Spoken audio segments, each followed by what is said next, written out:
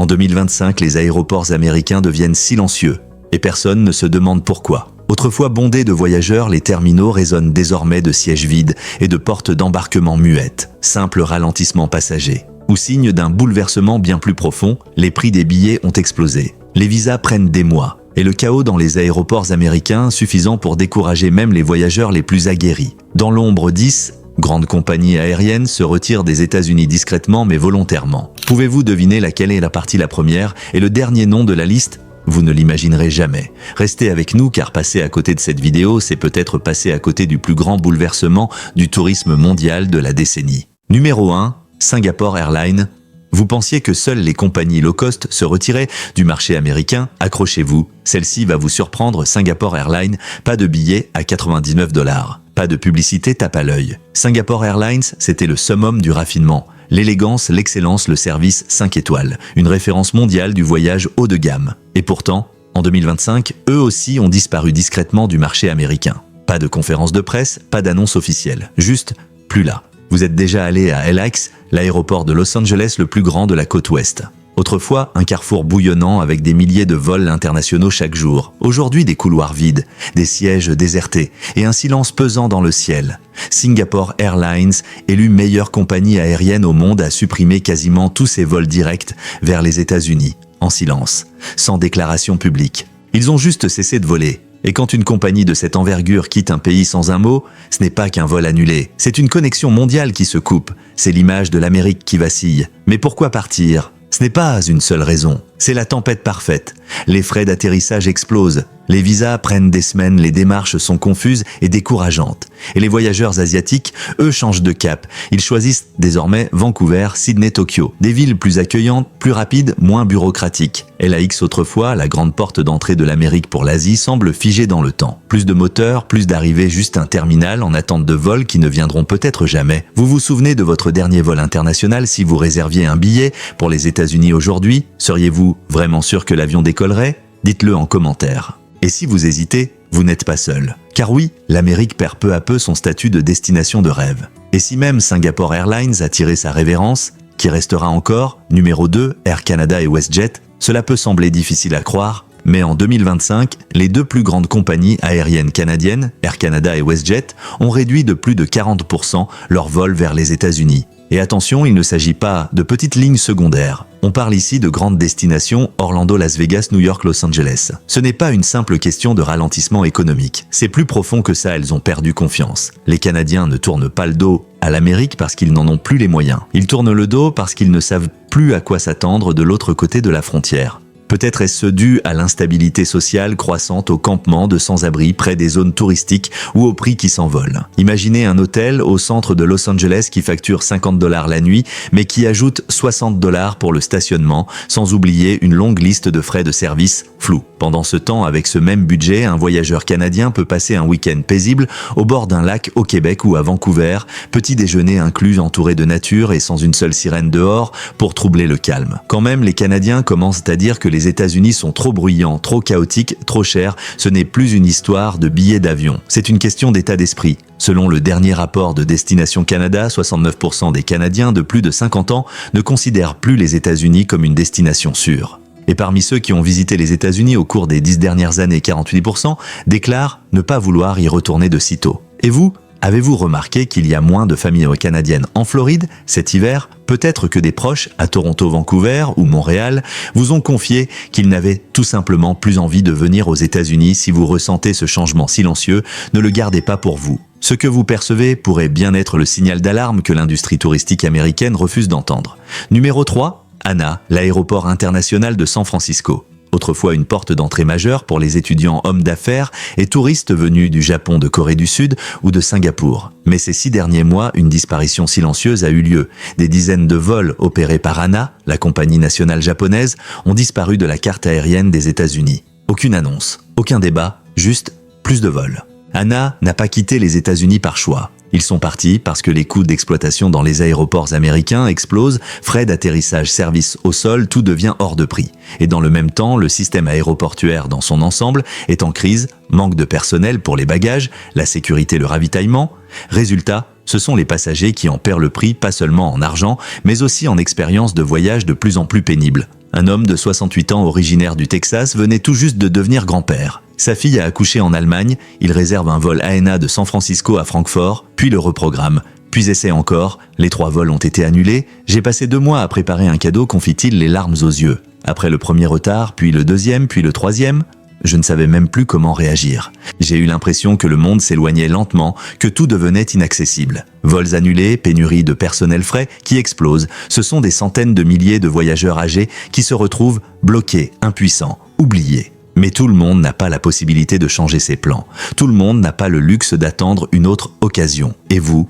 Avez-vous déjà planifié un voyage avec soin pour voir votre vol annulé du jour au lendemain? Si vous avez ressenti ce que ce grand-père a vécu, ce cœur brisé par l'attente et l'impuissance, partagez votre histoire en commentaire. Quelqu'un quelque part a peut-être besoin d'entendre qu'il n'est pas seul. Car si même ANA se retire en silence de Washington DC, le cœur politique des États-Unis, alors oui, même les plus grands noms européens commencent eux aussi à s'éloigner. Et pourquoi peut-être que tout le monde n'ose pas encore le dire à voix haute? Numéro 4, British Airways.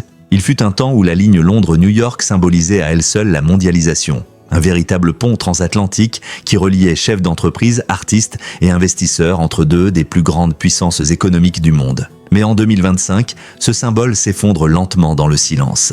British Airways, la compagnie nationale britannique, a réduit de plus de 40% ses vols vers les États-Unis. La fameuse ligne Londres-New York, qui comptait jusqu'à 15 vols par jour, n'en assure désormais plus que 6, la plupart en dehors des heures de pointe, donc plus du tout adaptés aux voyageurs d'affaires ou aux clients premium. Et ce n'est pas seulement New York. Les liaisons Londres-Boston, Londres-Philadelphie ou encore Manchester-Miami ont été annulées ou déléguées à des compagnies partenaires de second rang. Selon l'autorité de l'aviation civile britannique, le trafic passager total entre le Royaume-Uni et les États-Unis a chuté de 37% par rapport à la même période en 2023. Plus inquiétant encore, les recettes des sièges en classe affaires ont plongé de 51%. Pendant ce temps, les vols Londres-Dubaï ou Londres-Singapour explosent avec une hausse respective de 34% et 41%. Le vent tourne et il ne souffle plus en direction de l'Amérique. Un superviseur à Heathrow résume la situation d'un ton sec.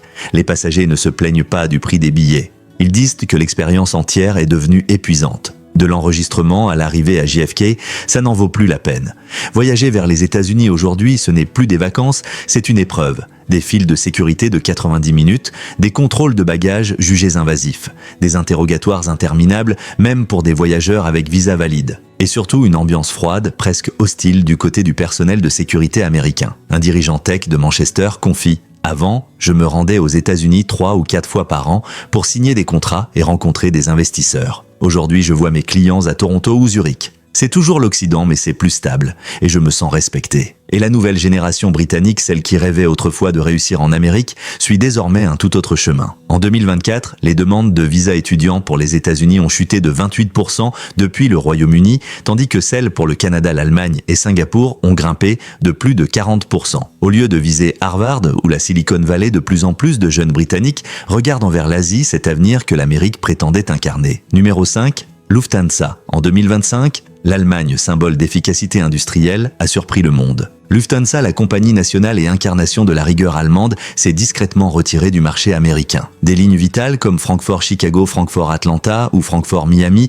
qui reliaient l'Europe aux États-Unis depuis plus de 40 ans, ont soudainement disparu des systèmes de réservation. Aucune annonce, aucun communiqué, aucun adieu. À la place, Lufthansa a redirigé ses priorités vers l'Est en multipliant les vols vers Tokyo, Séoul et Delhi. Ce n'est pas un simple ajustement de planning, c'est un virage stratégique assumé. Un vrai désengagement vis-à-vis des États-Unis, Lufthansa évoque une accumulation de raisons des fluctuations monétaires trop instables, des frais d'aéroport en constante hausse, des procédures de visa complexes, des coûts de sécurité croissants et surtout une instabilité urbaine qui inquiète. En parallèle, l'Asie devient de plus en plus attractive, coûts d'exploitation plus bas, soutien gouvernemental plus fort et une classe moyenne florissante prête à voyager loin pourvu qu'on la respecte. Pour Lufthansa, l'avenir ne se trouve plus à l'ouest. Il regarde désormais vers l'est. Et vous? Avez-vous déjà ressenti un malaise en entrant sur le sol américain? Des regards suspicieux, des fouilles poussées, des files interminables, où l'on vous parle à peine, si même Lufthansa, avec ses décennies de fidélité au marché américain, prend ses distances, alors peut-être que l'image des États-Unis comme carrefour du monde est en train de se fissurer vol après vol. Partagez votre expérience en commentaire. Ce que vous avez vécu d'autres l'ont sans doute ressenti, sans jamais oser le dire à voix haute. Numéro 6, Air France. La capitale d'un pays est censée être un lieu d'accueil pour le monde entier. Mais Washington DC le cœur battant de la politique américaine assiste à un recul discret mais réel. Depuis la mi-2025, Air France a réduit jusqu'à 46% de ses vols aller-retour entre la France et les États-Unis, notamment sur des lignes cruciales comme Paris-Washington ou Paris-Atlanta. Ce n'est plus un simple ajustement technique, c'est un retrait stratégique, un geste symbolique dans un mouvement beaucoup plus large. Un cadre d'Air France l'a dit sans détour: nous devons opérer là où les voyageurs se sentent respectés, en sécurité et prêts à dépenser pour une expérience positive. Alors pourquoi les Français et Air France s'éloignent-ils des États-Unis? Ce n'est pas une question de distance. Ce n'est pas lié au prix du kérosène. C'est une question de ressenti, celui d'être soupçonné, interrogé, jugé dès la descente d'avion. En 2025, selon Embark Visa Insights, le taux de refus de visas touristiques américains pour les Français a grimpé à 31%. Dans la plupart des autres pays de l'Union européenne, ce taux reste sous les 5%. Et ce sont surtout les voyageurs haut de gamme qui en paient le prix, cadres d'entreprise, étudiants internationaux, touristes de luxe, qui discrètement se tournent vers l'Asie. Pourquoi? Parce qu'ils redoutent d'être refoulés à l'aéroport, noyés dans des formulaires absurdes ou simplement mal accueillis. Pire encore, les réseaux sociaux sont inondés de vidéos virales montrant des touristes humiliés ou maltraités aux contrôles frontières américains. Ces extraits deviennent des signaux d'alerte viraux, sans besoin de boycott organisé mais infiniment plus efficace. Selon l'Eurotravel Index 2025, le coût total d'un séjour d'une semaine à New York est désormais 28% plus élevé qu'à Tokyo et presque le double de celui de Lisbonne. Et les notes de satisfaction client pour New York sont largement en baisse. Mais pour les États-Unis, le vrai prix à payer n'est plus un billet d'avion, c'est leur image internationale. Quand Air France, l'une des compagnies les plus respectées au monde, choisit de se retirer volontairement du marché américain, ce n'est pas qu'une décision économique. C'est un signal d'alarme. Le rêve américain, autrefois symbole d'aspiration, est en train d'être remplacé en silence par des expériences plus douces, plus agréables ailleurs. Et vous? Avez-vous ou quelqu'un de votre entourage déjà rencontré des difficultés en transitant ou en entrant aux États-Unis depuis l'Europe? Un ami en France, en Allemagne, en Italie ou en Espagne vous a-t-il confié qu'il n'a plus envie de venir en Amérique? Si vous sentez que les États-Unis ne sont plus cette grande porte ouverte sur le monde, alors peut-être, juste peut-être, que vous êtes en train d'assister à un tournant dans l'histoire du voyage international. Numéro 7, Jetstar. De l'autre bout du monde, un pays paisible, poli, sans conflit international majeur, l'Australie, est en train elle aussi de se retirer discrètement. En 2025, Jetstar, la compagnie low-cost bien connue du pays, a officiellement retiré presque toutes les destinations américaines de sa carte des vols. Pour la première fois depuis sa création, Jetstar se retire quasiment entièrement du marché américain. Ce n'est pas un hasard, c'est une décision stratégique qui reflète des priorités qui changent et un malaise croissant face à ce que signifie aujourd'hui prendre l'avion pour les États-Unis. Ce qui attriste le plus les voyageurs, c'est la disparition de la ligne Sydney-Los Angeles, autrefois perçue comme un symbole fort du lien entre l'Est et l'Ouest. Aujourd'hui, c'est juste un souvenir. Le PDG de Jetstar a été très clair, les frais d'atterrissage dans les aéroports américains ont augmenté de 38%. Les procédures de visa sont devenues absurdes. Nos passagers ne veulent plus payer pour subir des galères. Tout est dit. Ce n'est plus une question de destination, mais d'expérience de voyage. Et pour un nombre croissant de voyageurs, l'expérience américaine ne vaut tout simplement plus les ennuis qu'elle engendre. Jetstar a reçu une avalanche de plaintes de la part des voyageurs seniors les plus fidèles, ceux qui dépensent volontiers, ceux qui revenaient chaque année aux États-Unis. Ce qu'ils disent, peu ou pas de soutien dans les aéroports américains. Du personnel capable de comprendre un accent australien, rare. Un service patient pour les personnes à mobilité réduite ou malentendantes, presque inexistant. Et ne parlons même pas des coûts médicaux, un souci de santé imprévu et sans assurance, c'est la ruine assurée. Pour cette génération de voyageurs, le risque n'en vaut plus la peine. Et pourtant, l'Australie, c'est le genre de touriste que tous les pays veulent. Polis, respectueux des cultures locales, peu conflictuels, généreux, fidèles. Ils ne râlent pas, ils ne font pas de scandale, ils ne crient pas leur mécontentement. Ils changent juste de destination, en silence. Et quand on réalise qu'ils sont partis, il est déjà trop tard. Selon les données de Tourisme Australia, le nombre d'Australiens ayant visité les États-Unis en 2025 a chuté de plus de 44% par rapport à 2019. Pendant ce temps, la Nouvelle-Zélande, la Corée du Sud ou le Canada deviennent les nouvelles destinations préférées. Personne n'aurait imaginé que l'Amérique puisse perdre un allié aussi fidèle que l'Australie. Mais s'ils ont choisi de partir sans dire un mot, peut-être est-il temps pour les États-Unis de vraiment se regarder dans le miroir. Et vous, avez-vous déjà entendu un Australien dire « Je ne retournerai plus aux États-Unis si oui, partagez son histoire ». Car leur silence est peut-être l'avertissement le plus fort que l'industrie du tourisme ait jamais reçu. Numéro 8, Play Airline. Vous vous souvenez de ces billets à 99 € entre Reykjavik et Boston pour des milliers de jeunes Européens, c'était un rêve à portée de main. Quelques heures de vol et vous pouviez marcher dans les rues de New York, Washington ou Miami. Mais au printemps 2025, Play Airlines, la compagnie nationale islandaise, a disparu de toutes les liaisons vers les États-Unis. Pas de communiqué, pas d'annonce. Tous les vols entre l'Islande et les États-Unis ont été retirés des systèmes de réservation du jour au lendemain. Et le résultat, en moins d'un an, le nombre de voyageurs venus d'Europe du Nord vers les États-Unis a chuté de 60%. Ce n'est pas une rumeur. La US Travel Association a confirmé les chiffres. Un expert en aviation l'a résumé ainsi « Jamais on n'avait vu les Européens tourner le dos à l'Amérique aussi clairement ». Mais pourquoi? Ce n'est pas qu'ils ont trouvé mieux ailleurs, c'est qu'ils ne se sentent plus les bienvenus, pas comme avant. Selon la dernière étude de l'European Travel Commission, 71% des voyageurs nordiques préfèrent désormais se rendre au Canada ou au Japon plutôt qu'aux États-Unis. Les raisons principales? Des procédures de visa devenues interminables, des frais supplémentaires, hors de prix, des trajets épuisants et un manque global de chaleur humaine. Plus inquiétant encore, la peur croissante pour la santé et la sécurité personnelle. Un grand assureur en Norvège a révélé qu'une simple visite aux urgences américaines pouvait coûter plus de 15 000 $ sans assurance. Alors posez-vous la question, partir en vacances, oui. Mais à quel risque? Un guide touristique islandais a été très clair, j'amenais des centaines de voyageurs à New York chaque mois. Aujourd'hui, je les oriente vers Tokyo ou Vancouver. Ce n'est pas que je n'aime plus l'Amérique, je m'inquiète pour eux. Le rêve américain aujourd'hui ressemble davantage à un pari dangereux pour leur sécurité et leur dignité. En 2015, les États-Unis étaient la destination numéro 1 pour les touristes nordiques. En 2025, les demandes de visa depuis l'Islande ont chuté de 48%, tandis que celles vers le Canada et la Corée du Sud ont plus que doublé. Ce que l'Amérique perd, ce ne sont pas seulement des touristes. C'est bien plus profond son image, la confiance et la bonne volonté qu'elle pensait acquise. Et vous, qu'en pensez-vous? Les États-Unis sont-ils toujours une destination fiable? Partagez votre histoire dans les commentaires. Votre voix pourrait bien devenir celle que l'industrie du tourisme a besoin d'entendre. Numéro 9, Emirates. Il fut un temps où voyager avec Emirates ressemblait à un vol sur tapis volant, fluide, luxueux, empreint d'élégance et de promesses.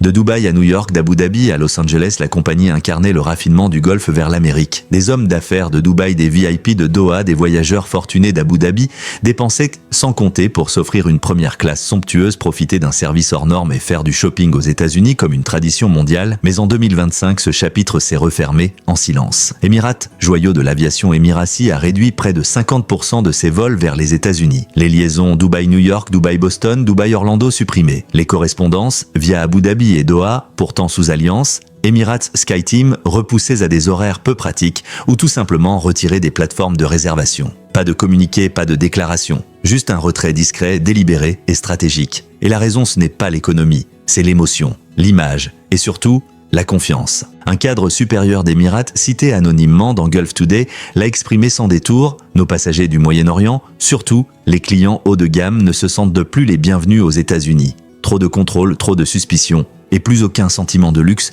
ni de sécurité. Et ce n'est pas qu'un ressenti. Plusieurs voyageurs en classe affaires depuis les Émirats ont signalé avoir été retenus des heures dans les aéroports américains simplement à cause de leur passeport. Un VIP d'Abu Dhabi raconte « J'ai payé plus de 15 000 $ pour assister à une conférence à New York.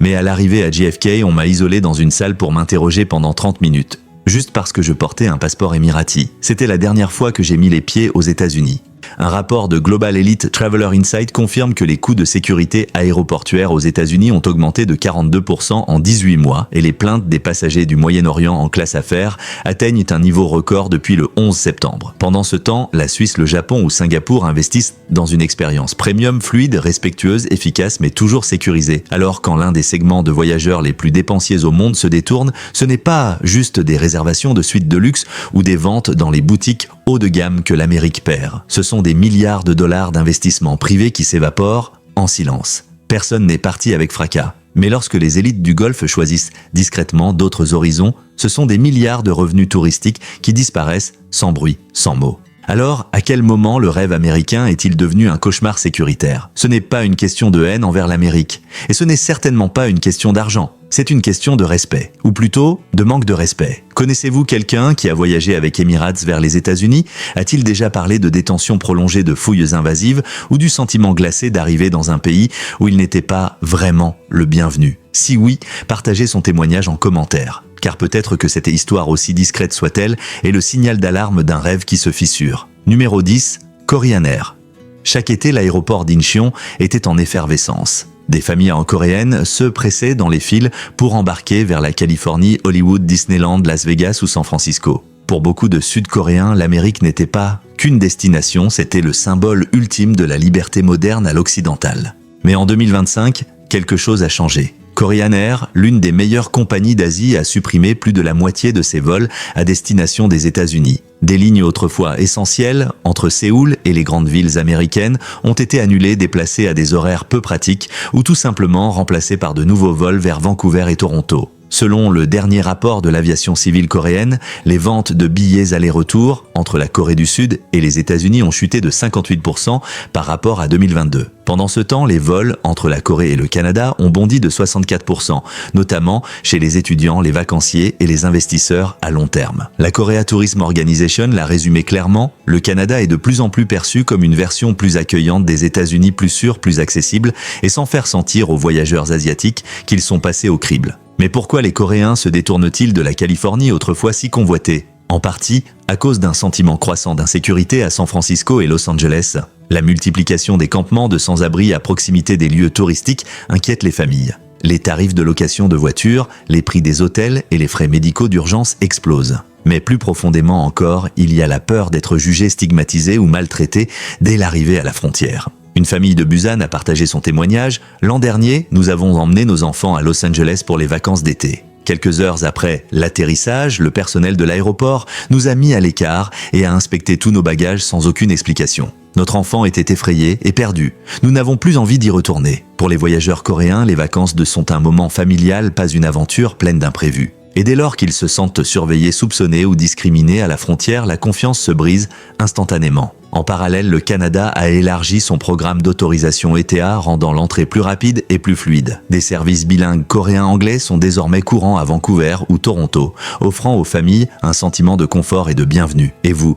Avez-vous déjà vu des voyageurs asiatiques traités injustement à la douane américaine? Vos amis en Corée, au Japon ou à Taïwan parlent-ils encore avec excitation d'un voyage aux États-Unis? Ou bien ont-ils silencieusement déplacé leurs rêves vers le Canada, le Japon ou l'Europe? Si vous êtes prêt à creuser plus loin au-delà des gros titres du quotidien, n'oubliez pas de liker, de vous abonner et d'activer la cloche pour ne rien manquer des prochains chapitres de ce voyage. Tout ce que vous avez vu dans cette vidéo s'appuie sur des rapports commerciaux, des données publiques et des documents officiels disponibles jusqu'en juillet 2025. Ce n'est ni de la propagande politique, ni une attaque contre qui que ce soit, ni une prise de position gouvernementale. Notre seul objectif, offrir un autre regard sur la réalité, car être informé, c'est le seul moyen de ne pas être laissé de côté.